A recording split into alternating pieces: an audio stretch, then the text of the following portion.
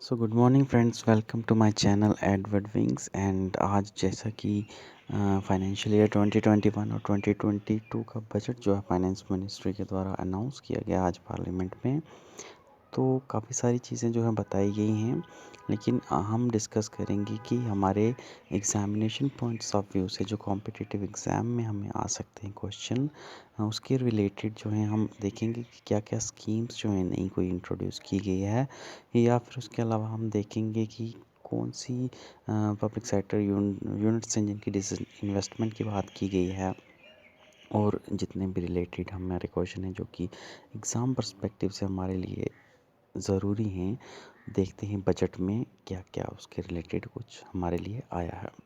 तो सबसे पहले अगर हम देखें तो here is the list of schemes launch by finance minister in the budget 2020-2021। पहली स्कीम जो है कि ministry announce the centrally sponsored PM आत्मनिर्भर स्वस्थ भारत योजना। ठीक है, तो स्वस्थ भारत योजना जो है नई आई है, पीएम आत्मनिर्भर स्वस्थ भारत योजना हेल्थ के रिलेटेड स्कीम है। क्या जो है स्कीम ये रहने वाली है, इसकी डिटेल एनालिसिस के बारे में भी बताया नहीं गया है। तो सिर्फ इतना ही कहा गया कि पीएम आत्मनिर्भर स्वस्थ भारत योजना जो है उसे लॉन्च किया जाएगा, और इनिशियल आउटले जो है वो लगभग 64,000 करोड़ जो है इसके लिए रखा गया है आगे आने वाले 6 सालों के लिए। तो याद रखिएगा, पीएम आत्मनिर्भर स्वस्थ भारत योजना जो है उसका इंट्रोडक्शन आने वाले टाइम में आपको देखने को मिलेगा। दूसरी स्कीम की अगर बात करें तो ministry has announce the increase in the capital expenditure in the health sector with 137% की।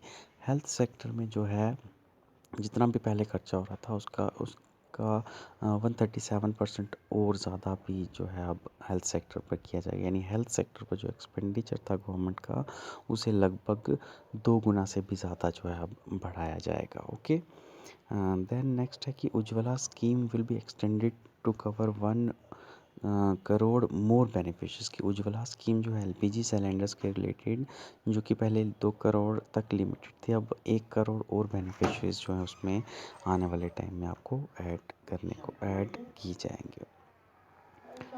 नेक्स्ट जो है gas pipeline project was also announced by ministry for Jammu and Kashmir. ठीक है, गैस पाइपलाइन प्रोजेक्ट जो है जम्मू कश्मीर के लिए सेपरेटली वो भी अनाउंस किया गया है। और अब एलपीजी कनेक्शन जो है, एलपीजी जो सप्लाई है उसे और स्मूथ बनाया जाएगा जम्मू कश्मीर में। देन नेक्स्ट है जल जीवन मिशन अर्बन जो है वो भी इंट्रोड्यूस किया गया है। पहले जल जीवन मिशन रूरल चल रहा था सिर्फ, जहाँ पर पाइप वाटर सप्लाई हमें कवर करनी थी 2024 तक। अब जो है जल जीवन मिशन अर्बन जो है, यानी शहरों के लिए भी जल जीवन मिशन यानी पाइप वाटर सप्लाई का मिशन जो है वो अनाउंस किया गया है। देन फिनटेक हब्स जो हैं इनका निर्माण होगा, और ये स्टॉक मार्केट के रिलेटेड हैं, कॉरपोरेट बॉन्ड मार्केट के रिलेटेड हैं फिनटेक हब्स। नेक्स्ट जो है ministry also announce the textile parks जो हैं, यानी 7 टेक्सटाइल पार्क्स जो हैं अब बनाए जाएंगे, जो कि टेक्सटाइल का काम करेंगे, टेक्सटाइल मैन्युफैक्चरिंग का हब बनने की कोशिश करेंगे। एंड आत्मनिर्भर भारत का ही एक पार्ट जो है इसे कहा जा सकता है। नेक्स्ट है कि ministry has also increase FDI. तो इंश्योरेंस सेक्टर में जो एफडीआई जो है उसको 49% से 74% बढ़ा दिया गया है। पिछले ही साल डिफेंस में जो एफडीआई जो था उसे 49 से 74% किया गया था। इस बार जो लाइफ इंश्योरेंस, जितनी भी इंश्योरेंस सेक्टर है उसमें एफडीआई 49 से बढ़ाकर 74% कर दिया गया है।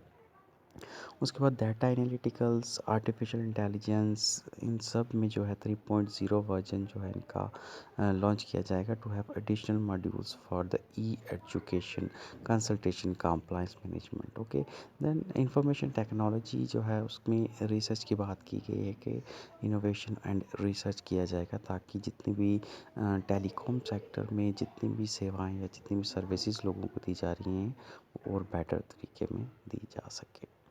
देन कुछ पब्लिक सेक्टर्स यूनिट्स हैं जिनका डिसइन्वेस्टमेंट होगा 2022 में।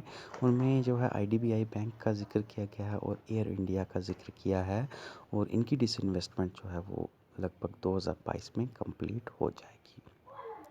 देन LIC जो है उसकी इनिशियल पब्लिक ऑफरिंग जो है वो 2020 में की जाएगी। इनिशियल पब्लिक ऑफरिंग यानी इनके जो शेयर्स हैं उसे मार्केट में बेचा जाएगा, तो वो 2022 में जो है अब किया जाएगा। हालांकि इसका ज़िक्र जो है पिछले साल के बजट में ही हो गया था, लेकिन स्टिल इनिशियल पब्लिक ऑफरिंग इसकी हुई नहीं थी। वो अब जो है 2022 में तय किया गया है। उसके बाद फाइनेंशियल इंक्लूजन के लिए जो गीग वर्कर्स हैं, यानी जो कॉन्ट्रैक्ट पर काम करते हैं, इनके लिए सोशल सिक्योरिटी बेनिफिट्स प्रोवाइड करने की बात की गई है। और वीमेंस जो हैं उनके लिए नाइट शिफ्ट में भी अगर वो काम कर सकें, इसलिए भी प्रावधान बनाने की बात जो है इस साल बजट में की गई है। MSME सेक्टर के लिए भी जो है कैपिटल एक्सपेंडिचर जो है वो बढ़ाया गया है। 15.17 करोड़ जो है एमएसई सेक्टर को दिया गया है, MSME सेक्टर को दिया गया है, तो ये भी एक अच्छा स्टेप है। देन उसके बाद है कि लेह में जो है सेंट्रल यूनिवर्सिटी बनाने की बात की जा रही है, ताकि हायर एजुकेशन जो है लद्दाख में वो अच्छी तरीके से इम्पार्ट हो सके। अभी तक वहाँ पर सेंट्रल यूनिवर्सिटी लद्दाख में कोई भी नहीं थी।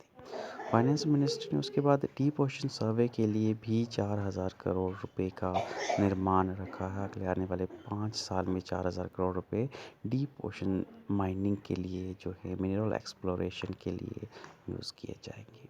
तो ये थे इम्पॉर्टेंट पॉइंट जो कि 2021-22 के आज के बजट में अनाउंस किए गए हैं, जो कि आपके एग्ज़ाम पर्सपेक्टिव के लिए ज़रूरी हो सकते हैं और आने वाले एग्ज़ाम्स में आप में से पूछे जा सकते हैं। बाकी इसके अलावा टैक्स स्लैब में तो कोई बदलाव नहीं आया है, तो tax slab as it is जैसा लास्ट ईयर का था वैसा ही रखा गया है, तो उसमें से तो कुछ बदलाव नहीं होने वाला है।